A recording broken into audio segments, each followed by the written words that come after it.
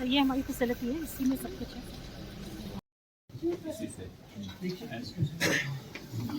Sir ये हमारा main building है, इसके बगल में हमारा सोलर प्लांट है, इससे पावर जनरेट कर सिस्टम है।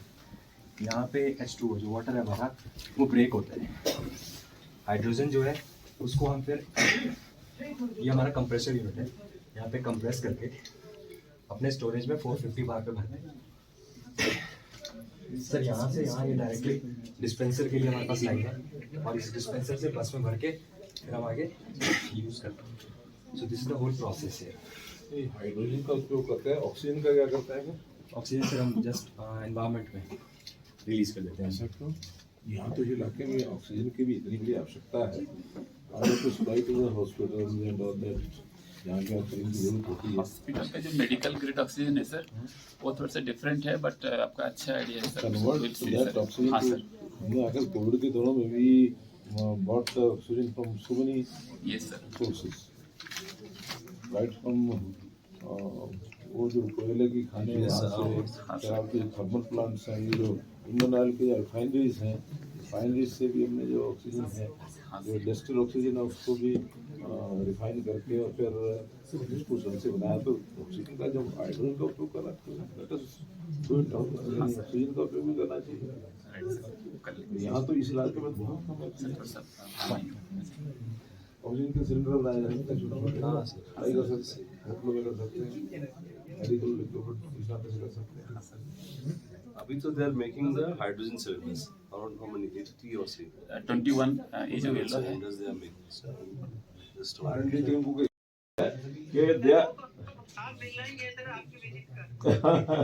they are using hydrogen for this purpose, but what about oxygen? They are not using the oxygen. हाँ सर, उसको भी यूटिलाइज करने का सहने होगी आपने ठीक कहा सर, उसको भी यूटिलाइज करने का तरीका ढूंढते हैं, उसको भी सिलेंडर में भरना शुरू करें। सिलेंडर में भरें, इसको मेडिकल पर्पसेस के लिए यूज करें, इसको ये इवन यहाँ एटमोस्फेयर में तो ऑक्सीजन जो है बहुत इसकी स्केर्सिटी है। छोटे सिलेंडर से भर के ट्रेवलर्स एंड आपके जो जितने भी टूरिस्ट हैं उनको भी दिए जा सकते हैं। प्रोड्यूसर अच्छा है, आपका बात सही है, अभी के हिसाब से कॉस्टली है, but then this is the only way to go forward. Sir ये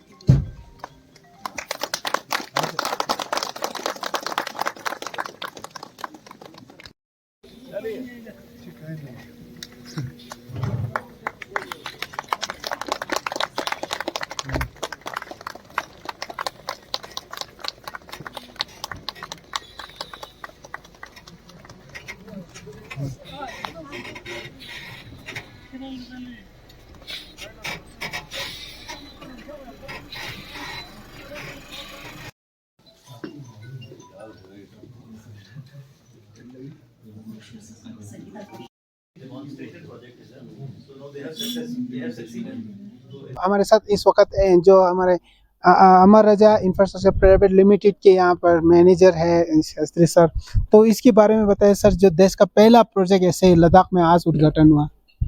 हाँ, आज बहुत अच्छा लगा। आज जो है माननीय power minister mister Manohar Lal Khattar जी यहाँ पे आए और टाइमली सारे कार्य जो है संपन्न हुआ। उन्होंने फ्लैग ऑफ किया सारी 4 बसों का, टोटल यहाँ पे 5 बसों का प्लान है, इसमें से 4 जो है अवेलेबल है अभी, एक बहुत जल्दी उपलब्ध हो जाएगी हमारे यहाँ लेह लद्दाख के लिए। तो चारों का फ्लैग ऑफ हुआ। लोग 2 साल से इस प्रोजेक्ट पे काम कर रहे हैं और इवन सच ऑड सिचुएशन, आप देखिए पीछे अभी जो है मौसम कितना बिगड़ा हुआ है। इसमें currently here temperature is -8 degree Celsius. और हम लोग जो है बेसिकली जितने भी यहाँ पे वर्कर्स हैं, उसके बाद इंजीनियर, जैसे हमारे इंजीनियर हैं मिस्टर नवनीत कुमार यादव, ये उत्तर प्रदेश के गोरखपुर से हैं। हाँ, और वहाँ पे इतना ज़्यादा टेम्परेचर डाउन नहीं आता। मिनिमम बहुत एक्सट्रीम ठंडी में भी आपका जो है वो बहुत ज़्यादा जाता तो 1 degree Celsius 2 degree Celsius. But last year हम लोगों ने यहाँ पे काम किया जनवरी में भी, दिसंबर फरवरी में, और उस समय टेम्परेचर -25 to -30 डिग्री सेल्सियस जाता है। तो even such an odd situation we built this entire complex, entire plant in very little time.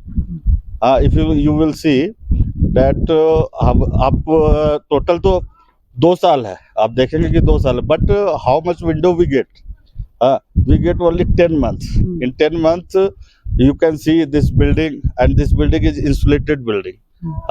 Here there is a insulation XPS board, it's called XPS board of 150 centimeter is installed between the two layer of bricks. This insulated buildings and electrolyzer, tank, compressor, storage cylinders, उसके बाद से जो है dispenser, ये सब जो है हम लोगों ने खड़ा किया. अगर यहाँ पे जो है ना तमाम जो मटेरियल की भी स्कार्सिटी है, सपोज इफ बिल्कुल सर, बहुत चैलेंजिंग के साथ आपने काम किया, तो हम इनसे भी पूछेंगे कि यहाँ पर कितना प्रोडक्शन होता है और उससे कैसे फ़ायदा होगा. सर यहाँ पर कितना प्रोडक्शन होगा और कितना जो सर्दियों में कितना टेम्परेचर गिरता है? इनका नाम हमारा जो क्या नाम हाइड्रोजन प्लांट का ये कैपेसिटी है 80 kg पर डे हमारा. और क्या नाम है यहाँ पर और यहाँ पर ठंड में माइनस हमारा चला जाता है 30 डिग्री. एंड क्या नाम है बहुत ही मतलब यहाँ पर ये चैलेंजिंग है हमारे लिए. एंड क्या नाम है हाइड्रोजन के साथ हम क्या नाम हाइड्रोजन के साथ हम यहाँ पर इन्वायरमेंट में दे रहे हैं, ऑक्सीजन भी दे रहे हैं. ऑक्सीजन का और फिर ऑक्सीजन का हमारा प्रोडक्शन है 40 kg. तो सर एक बार जब बस फ्यूल हो जाएंगे तो कितना किलोमीटर चल सकते हैं? हमारा क्या नाम है बस का जो हमारा कैपेसिटी है हाइड्रोजन का क्या नाम है इसका कैपेसिटी है और क्या नाम है 25 kg. इससे क्या नाम है जाएगी हमारी बस जाएगी क्या नाम है 300 किलोमीटर. अच्छा. 300 किलोमीटर के ऊपर ही जाएगी. मिनिमम हम 300 किलोमीटर मान के चलते हैं. तो इसमें सर जो प्रोडक्शन हो रहा है ये पूरा सोलर एनर्जी के ऊपर बना रहा है आप लोग यहाँ पर? एकदम बिल्कुल हम लोग क्या नाम कहते हैं सोलर से ये मतलब एनर्जी हम जनरेट करते हैं. उसको फिर हम एनर्जी को हम लेते हैं अपने क्या नाम इलेक्ट्रोलाइजर में, वहाँ पर हम करते हैं हाइड्रोजन को, फिर हम वहाँ पर जनरेट करते हैं हाइड्रोजन. फिर जनरेट करने के बाद यहाँ से हम बस को डिस्पेंस करते हैं. और ये क्या नाम हमारा डिस्पेंसर यूनिट है. इसी के थ्रू हम बस में हम हाइड्रोजन फिल करते हैं. इसके मतलब ये पेट्रोल पंप की तरह यहाँ से लाइक हाँ यस. तो हमारे साथ जो प्लांट के सेफ्टी ऑफिसर है, क्योंकि हाइड्रोजन बहुत ही हाईली इन्फ्लेमेबल है, तो किस तरह से उसका आप लोग ध्यान रखते हैं सर? सर एक्चुअली यहाँ पर बहुत सारी चीज़ों की संभावना होती है जिस हाइड्रोजन प्लांट में. सबसे पहले जानते हैं कि हाइड्रोजन का जो एलईएल होता है वो 4% होता है और यूएल जो अपर एक्सप्लोजिव लिमिट होता है वो 76% होता है. तो 4% और 76% के बीच में बहुत डिफरेंस होता है, गैप होता है. मीन्स ऑक्सीजन का थोड़ा भी प्रभाव ज़्यादा हुआ तो तुरंत ये हाईली फ्लामेबल गैसेस है ये सब. और यहाँ पर स्टोरेज है हमारा, ये 450 बार प्रेशर पर हमने स्टोर करके रखा है. इसके लिए हमने सेफ्टी रिक्वायरमेंट बहुत एडवांस लिया है. CO2 फ्लडिंग सिस्टम लिया है. हर जगह हमारे DCP पाउडर यूज होते हैं. फिर हमारे पास CO का कार्बन का हर जगह हमने रखा हुआ है, टैंक रखा हुआ है. उसके बाद हमने डिस्पेंसर के पास जितने भी हमारे एडवांस फीचर है सब कुछ लगे हुए हैं. हर जगह एलियल मॉनिटरिंग होती है, हर समय उसकी एक्टिविटी जांच की जाती है और हर एक महीने पर उसकी हम रैंडमली जांच करते हैं कि कहीं कोई प्रॉब्लम तो नहीं आ रही है. बहुत धन्यवाद. बहुत आभारी हैं हम आपके सर.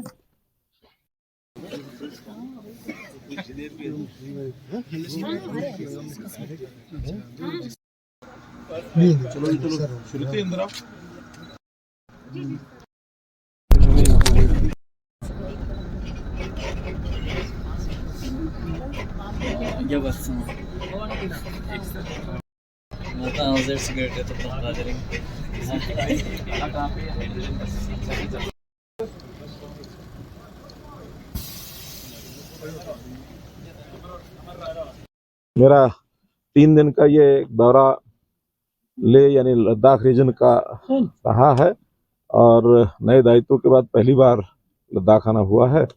और मैंने दोनों डिपार्टमेंट्स यानी डिपार्टमेंट ऑफ एनर्जी एंड महुआ यानी ministry of urban development and housing इसका एक रिव्यू मीटिंग्स अलग अलग स्थानों पर अलग अलग लोगों से मिलकर की है. और दोनों ही विभागों के काम को देख करके बहुत ही सेटिस्फेक्शन मुझे हुई है. और उसमें मैंने मीटिंग के साथ साथ जो पावर डिपार्टमेंट के अलग अलग प्रोजेक्ट्स हैं वो भी मैंने देखे हैं. जैसे अभी आज ही जो ये जहाँ हम खड़े हैं, ये एक हाइड्रोजन का जनरेशन का एक यानी प्रोग्राम जो अभी प्रोजेक्ट हमने देखा है, इसमें हम जानते हैं कि सोलर एनर्जी लेक के अंदर पर्याप्त मात्रा में उपलब्ध है। उस सोलर एनर्जी से हाइड्रोजन को प्रोड्यूस करके और उससे ई मोबिलिटी यानी एनर्जी इस नाते से इसका उपयोग किया जाए। और इस प्रोजेक्ट में जैसे हम जानते हैं कि 7.7 एकड़ पर ये प्रोजेक्ट बना है। इसका शिलान्यास प्रधानमंत्री जी ने जुलाई 2022 में किया था।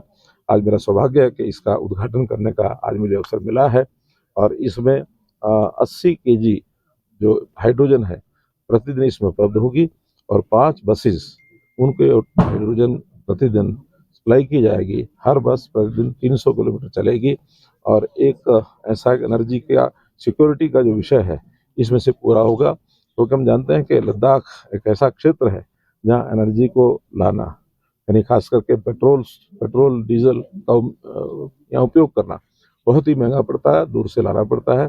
अब ये सोलर एनर्जी के माध्यम से इस प्रोजेक्ट को और हम यहीं पर चला करके और ई मोबिलिटी के तौर पर इसका हम उपयोग करेंगे। सर, पीएम का विजन है कि लद्दाख को कार्बन न्यूट्रल बनाने का, और ये देश का पहला ऐसा ग्रीन फ्यूल होगा, क्या कहेंगे सर? प्रधानमंत्री जी ने जैसा अपने विचारों में व्यक्त किया कि हमें देश में लद्दाख रीजन को सबसे पहले कार्बन न्यूट्रल रीजन ये बनाना है, तो कार्बन न्यूट्रल रीजन बनाने की ओर हम आगे बढ़ रहे हैं। यहाँ जो भी कोई नया कार्यक्रम इस प्रकार का शुरू होता है वो इसी ओर आगे बढ़ता है और बहुत जल्दी एक समय आने वाला है कि जब इस एरिया को हम कार्बन न्यूट्रल रीजन ये बनाएंगे, क्योंकि जैसा यहाँ पर एक हाइड्रोजन प्रोडक्शन ये जो की जा रही है, इसी प्रकार का हाइड्रोजन जनरेशन का प्रोग्राम यानी जो प्रोजेक्ट है वो आलची में भी कल मैं देख के आया हूँ। वहाँ भी यानी जहाँ वहाँ 2 हमारे चल रहे हैं हाइड्रो प्रोजेक्ट्स, इसी प्रकार से हाइड्रोजन का भी वहाँ उत्पादन होगा। उस हाइड्रोजन का उपयोग भी हम जो है पावर जनरेशन के लिए करेंगे। और ऐसे ही एक लेह में भी, कारगिल में भी एक हाइड्रोजन प्रोजेक्ट प्रोडक्शन सेंटर एक बन रहा है, ताकि वहाँ भी ई मोबिलिटी में उसका उपयोग कर पाएंगे। तो धीरे धीरे जितने भी प्रोजेक्ट्स ऐसे बनाए जा रहे हैं ये एक कार्बन न्यूट्रलाइजेशन की ओर आगे बढ़ रहे हैं।